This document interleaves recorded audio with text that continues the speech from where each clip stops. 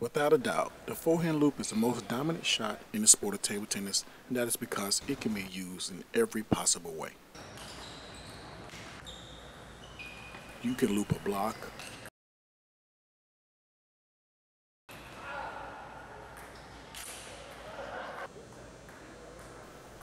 a push, a serve, a chop,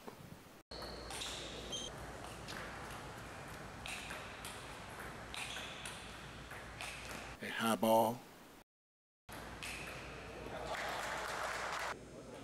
as well as looping another loop.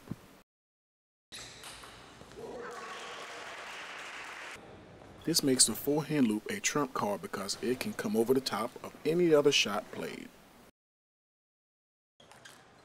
Creating a perfect forehand loop is really about stroke mechanics. The mechanics of any stroke pretty much fit into a box with regards to how they need to be executed, and the better the mechanics, the better potential the forehand loop can reach.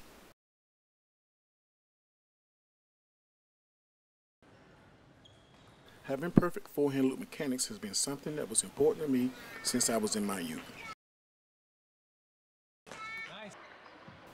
I had perfect mechanics when I was 17 years old in junior play, at 20 years old in collegiate play,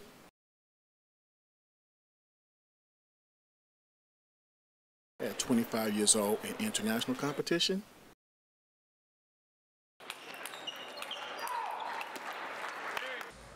and at 40 years old as a semi-retired player coach.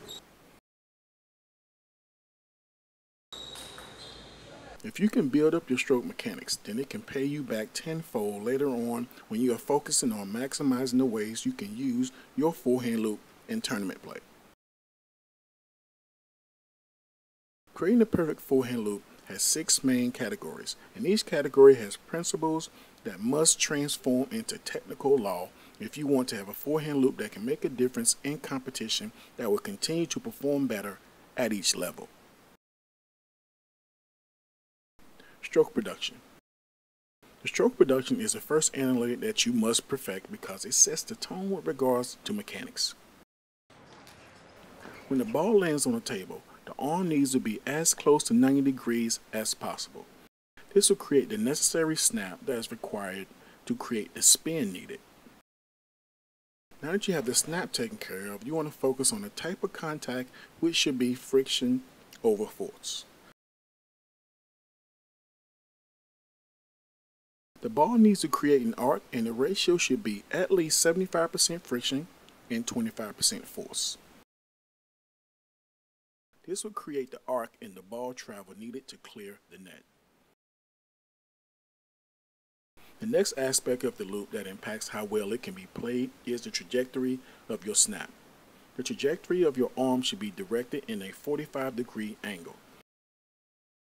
This will give the ball the most height as well as the most depth on the table. This is what is needed to secure a safe landing, aggressive loop with a high amount of spin. This is how it's possible to loop a very heavy underspin ball against a chopper,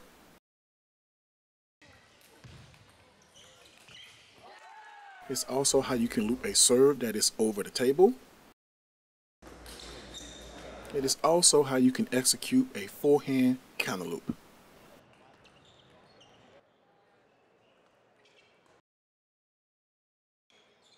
Body position.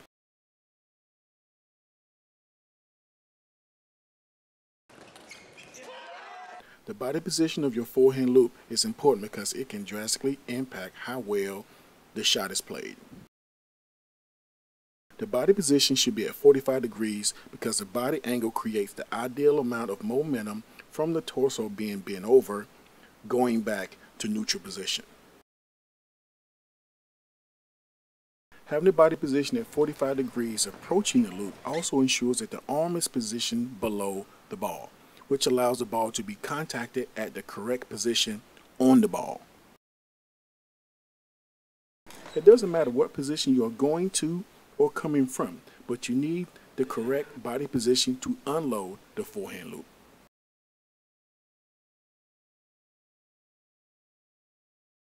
body movement.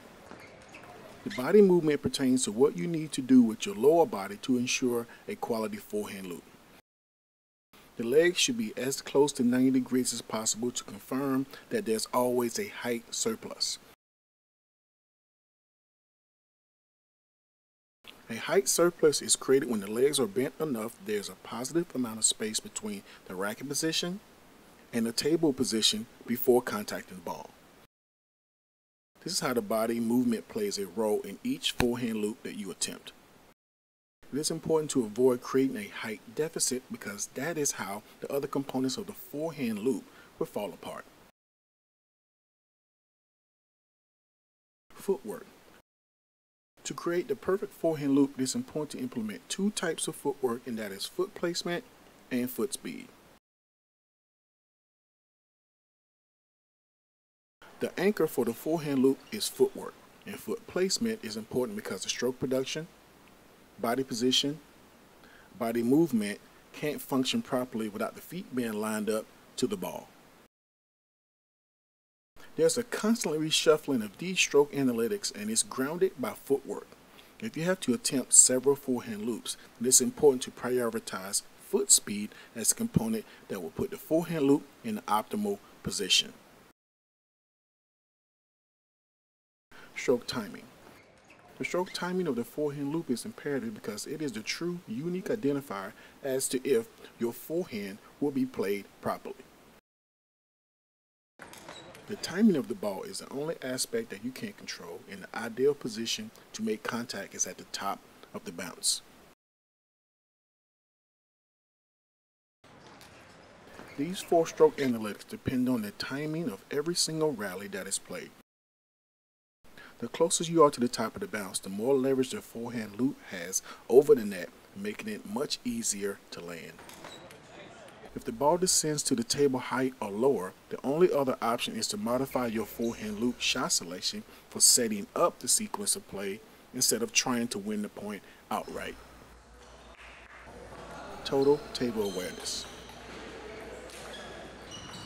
If you are at all interested in creating the perfect forehand loop, then it would be for this moment alone. That moment is creating the perfect placement of your forehand loop to win in tournament play. The benefit of having a technically sound forehand loop is that you can create a tactically sound approach to executing it for victory. The goal is to compound your forehand loop to the point that you can finish the final forehand loop without your opponent touching the ball. Using total table awareness, there's always a position that is open that you can take advantage of. This is the pinnacle of what having the perfect forehand loop is all about. Watching your opponent's racket is a perfect way to articulate what placement on the table can win the point outright. All these stroke analytics have been put in place for you to execute your forehand loop and win. These stroke mechanics allow you to hardwire your forehand loop for making an impact in tournament play.